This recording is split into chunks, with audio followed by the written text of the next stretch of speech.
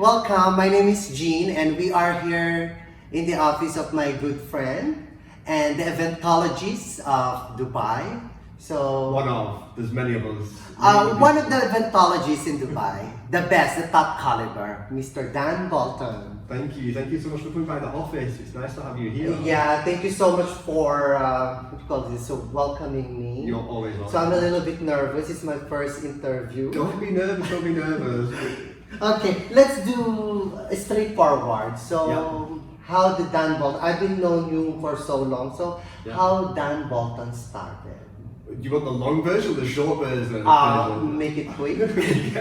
So the quick version is I came to Dubai in 2008. I was working with an agency called Bareface at the time, which was one of the big model agencies here. And we created that entertainment team in 2008. Then I left them in 2015 to create my own agency. And I actually went freelance first, and the idea was to work with many different people, but the reality is in Dubai, you need trade license, you need visa, you need all of these legal paperwork. So the reality is that I became a company very quickly, which was really good. We grew, we grew up until the pandemic. And then obviously it's all gone a little bit quiet since the beginning of March, but we're hopeful for the future. Okay, so you already discussed about your previous job. Yeah. So now, after this freelancing and everything, when you started all, so how the business starts from, because I know you already at the Dan Bolton, then suddenly you have this Dan Bolton Creative Management Agency. Yeah. So how is that started? A lot of hard work. Like anything in Dubai, you have to really work hard and you have to hustle. So making sure you meet the right people, making sure you go to network as much as possible, but also be very good at what you do. I used to be in the circus a long time ago, so I was a performer. So that's how I heard that. So that's how I know about entertainment and about performances and about working with creative people. And then slowly became a producer rather than just a performer. So it's about making sure like you know your trade, making sure you know the right things, know the right people, and working hard. And also being very, sensible and cautious. Dubai has a great ability for people to go a little bit crazy. And I'm from Manchester, so we always try to make sure we keep it humble and keep it grounded. And just remember the people that we work with and what it is that we're here to do. Well, it's a good, because when you're doing the freelancing, you build a good book. So when you start your own company, so everyone's like, oh, it's Dan Bolton. It's like, because Dan Bolton, it's not you itself, it's now a brand. I was going to say, it's a brand now, which is really interesting, so it's a bit strange. So every time they will say Dan Bolton, it's either, if people knows you, oh, he's a good friend, but for others, it's already the brand. Yeah, and I think that's really important for anybody that's a freelancer or, I want to say a tangible influencer or a business owner. Now more than ever, it's about your own personal brand, especially when you put content out on social media, especially when you're speaking to the industry, when you're out and about. Dubai is a very social, usually it's a very social city, and will be once COVID starts to get under control. So how you position yourself and how people perceive you is very important. And that's where the brand comes in. I've been very fortunate to have lots of friends and colleagues give me guidance and support about the brand. Which is really weird because it is Dan Bolton the person and then Dan Bolton the agency. And luckily we're kind of similar, but I'm probably a bit more moody in the mornings than people know. So since you already built up all these things, and I'm so happy as one of your friends, so when you are starting, there are a lot of struggles, when you're dreaming, you're planning, execution, disappointments, that's the most always they're coming. So how do you overcome the struggles? Do you know what? You just have to wake up every morning and get dressed, have a shower first, get dressed and go back to work. It is really difficult. And there's been times when you feel like just giving up and that you don't want to do this anymore, especially because we work in creative. So we often have people that don't like our ideas, don't think they're good enough, they have a different idea, they have different budget, the client said yes, the client said no. So you're constantly dealing with rejection. So I think for me personally, it's just making sure that every day it's you try to do the best you can do and you just keep continuing, keep pushing further forward. And especially now more than ever, our industry, creatives especially, it's very affected. Very affected. I think one of the most affected people are demographics in society. And I think as creative people, we enjoy being with people. We enjoy going to events. We enjoy making people happy. We enjoy seeing beautiful things. And unfortunately, right now we can't. But we still have to wake up every day. We still have to get dressed. We still have to go to work, and we still have to try to build for what we want the future to be for when the event season really kicks back in again. And for sure, you miss the highest note high. Hi, how are you? Every time that we have an event. Always at an event, of course. And you are paid to say the highest note of well, high. you are, maybe not me, because I can't. Okay, so with the success and let's put aside the pandemic because we turn it into positive way. Always. Do you have a lot of people to say thank you? You can drop the name. Do you know what? There's probably too many people to say thank you to. However, there's lots of people which have been very important from the beginning. And obviously, our families, our parents, and the people that I'm very fortunate. I think I disappointed my parents at the beginning of my career choice. They wanted me to be a police officer or a pilot, like really like a serious job. And then it was like, I'm going to run away with a circus. And it was like, that's not quite Are you sure? Yeah, that's not quite what we wanted. So obviously like my family have been very supportive, and it's incredible. I brought my mum to Jakarta a couple of years ago. She watched one of my shows, and she said for like, the first time in 20 years, she fully appreciated and understood the impact that we as a creative industry and me as a person can actually make on the world, which was really, really incredible. But I started off at the bottom. I was literally the assistant working in an agency. So everybody along the way that has given me an opportunity, a job, has told me yes, has told me no. Everybody has played a pivotal role in terms of where we are today. And I think ultimately as well the people that we work with, which is the talent, the creatives, the team in the office, we can't do anything without people, and all of them along the way have played a significant part, and I'm very, very grateful. And there is one thing that you forgot to say thank you. Who? These are the passers-by. Yeah, well, the audiences. Yes, not the one that when you are struggling, building up. Remember, sometimes when you are alone, suddenly you burst out. What is your feeling? And you don't know the person. Yeah. And then you discuss to them your business, your vision. And these are the people that maybe they are hiding from your Facebook. They don't normally comment, but they are That's proud. very true. Yeah. Those people, like I said, those passers-by, those I say like silent spectators, those people in the background that want you to be successful. I think they're vital as well. We live in a world where unfortunately we can be surrounded even by negativity, and I think it's very important that as small businesses, as freelancers, as creatives, we like positivity, we like people to be there supporting us, and we need it emotionally and mentally as well. For so many things going on in the world, so we need to smile. Well, this is it, and this is, again, I hate always talking about COVID because we always seem to go back to the virus right now, but unfortunately that is such a big thing. And I think for the last few months, as an industry, we're not a vital service. We're not medical professionals, we're not stocking the supermarket shelves. But I think after this, we have a responsibility to bring people back together and to create happiness and make people smile and to create memories again and those things which emotionally make us human beings. Because many of us have not been able to go on holiday. Many of us can't afford to, the simple things in life right now because of the economics. But I think at some point, creative people and performers and events have that special magic that means that we can come back together and just smile and have fun. Because that's what life is. We need to have fun again. True.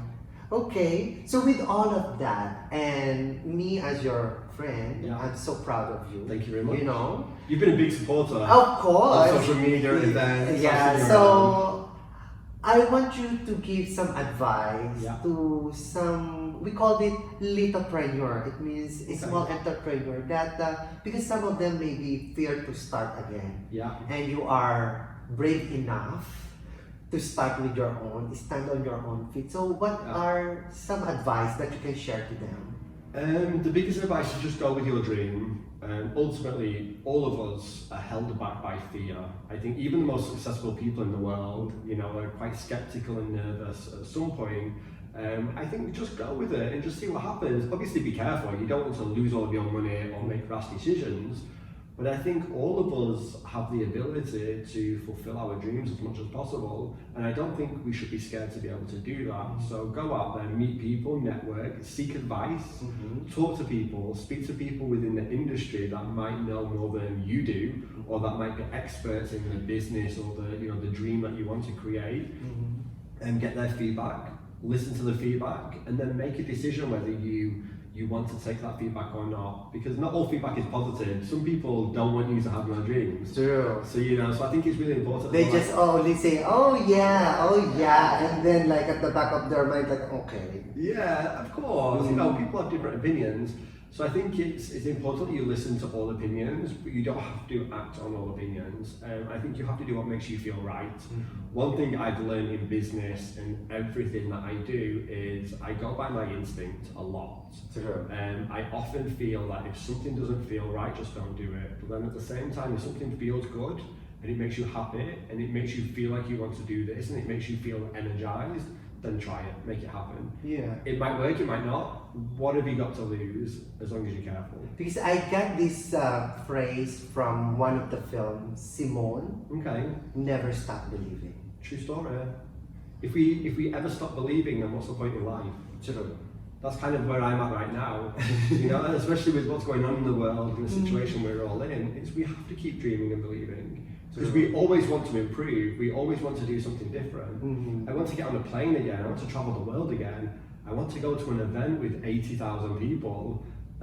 Working with different nationalities, with different languages that you heard, like, oh, am I in the alien world? Well, it's like I was working many projects around the world, in Asia in particular, in the Philippines even, and you guys have some of the most different, diverse cultures imaginable. Yeah, that is my second to the last question before the very, the last one, but this one. I know because even though you're a friend, I searched about you. I know you opened the 2007, the Louvre Abu Dhabi. I did, yes. And I'm a very patriotic person. I cried, to be honest, when I watched the Southeast Asian opening, I cried. Did we make you proud? It makes, to be honest, I cried again. It makes me proud as a Filipino, And then, if you notice, during the show, I screenshot and I think you saw me. And said, is this you? Yeah, it was. And you have a chance to reply because I know you're so busy. It makes me proud, not only for the Filipino, but how did you not to manage, but what is the best experience? Do you know what? The best experience is always the reaction with the audience. And I think we do these shows, and I've been fortunate now. I did Jakarta in 2018 for the Asian Games, and then, like you said, the Philippines Southeast Asian Games in 2019. And it's really hard work. For somebody who is, I'm not from that culture, and I have to go there and I work with different people, different choreographers, the costume designers. We were working with an incredible guy called Eric Pineda who made all of the costumes, and I went and I learned about the Bagobo, about the Kalinga, and about all of these different cultures, which is not where I'm from. So you have to immerse yourself in that. You have to learn what the true authentic meaning is for all of this, because we want to make it real. We want to make the Filipino people, or the people who are from that nation, extremely proud of what it touched me. It did. I got so many phone calls from people, messages saying, "Oh my God, you've made me so proud to be Filipino." And I was like, "Do you know what? Then I've done my job. That's all I can do." Because you do it passionately. Yeah. Yes, you are right. You are not from that culture. Yeah. But learning along the way, before the presentation, you meet a lot of people. Oh, we learned so much. I remember in one rehearsal, we were talking about the Kalinga, and they have the tattoos, and about the headhunters, and about how they used to cut off the heads. It's really strange. but they used to cut off their heads, and for every person they got their head, they had like a tattoo done on them. So like things like this I learned about then our niece, about the warriors and about the martial arts, which was incredible. The Bigobo, there were so many different And you've groups. been in my province, in I Taal. did. Do you know, like, and it's also one of the most beautiful places I've ever been. And I hope one day that it does recover, because the volcano was one of the most incredible things I've ever seen. I walked to the top of the volcano and saw the crater and the lake, and then came back down, and then unfortunately a few months later. It was before a salt sea. Okay. And then the volcano, so, well, that is a Yeah. different topic, but you know, Yeah. it become fresh water. But I hope at some point though nature will recover. It will It recover. will, of course. In the next 5 years, we will have the most delicious fruits again, because every time that the volcano is doing the sulfur, they are giving the... Really? So I remember we had, before we did the trip to Taal, we did the trip to Taal, and then we got the boat back across the lake, and then when we got to the shore, there was a crazy rainstorm, of course, there always is in the Philippines, and we had all the most amazing fruits and then the fresh fish. They were barbecuing the fish on the side of the lake. It's very, you know, you're from Manchester, so it's a city. Yeah. So I am from the countryside, Yeah. so more laid back. Yeah, it's beautiful, that whole island life. And to be honest, like, you know, the entire Philippines as a nation is one of the most incredibly beautiful places. Thank you so much. It is, it's really good. I was like, I spent a lot of time in Makati because that's where we were based whilst we were doing the games. And then up in Quezon City because we were working at the Philippine Arena. And then for the closing ceremony we went to Clark. Yeah, so we travelled around. From Makati to Bulacan, which is the arena, is around 2 and almost 3 because of the traffic. The traffic, I don't want to talk about because the traffic in Manila It will be a merit for the good. we used to spend 3 hours in traffic to get to rehearsals because the rehearsals were in Commonwealth, so it was outside of the city. 3 hours every day in traffic just to get to rehearsal, and normally with no traffic it would have been 20 minutes. Yeah, so every day, and the pollution and the noise and the what they call the jeepneys. Yes. Yeah, there's jeepneys everywhere. And it makes me touch as well when we were playing the Manila, because that's how it plays because of the traffic. You know, it's fun actually. Yeah. It's totally different because Manila is a city, and then we live in the city like Dubai. Yeah. It's totally different for each other. Of course. And one of the big things which I really learned from my experience was that there is such a massive cultural difference across, you know, the entire Philippines, whether you have like, you know, the 3 different islands have their own identity, and that was my segment, the welcome. But then also as well, the Spanish influence was massive as well. So we had all of the performers with the castanets, and they did everything. And then also the street culture, like the streets of Manila are full of like hip hop dancers, graffiti artists, it was very urban. So it was really nice to see that throughout the show. It was incredible. It was honestly one of the best experiences ever, and I'm really excited to do something again. We will have a new segment for that. So for the last one, I have a last question. Yeah. What would you tell to the 10-year-old Dan Bolton? Oh wow, that's a really good question. And you told me this yesterday when you were prepping me, and I've not thought about it. I would tell him that life will not always be easy, but it will be worth it in the end.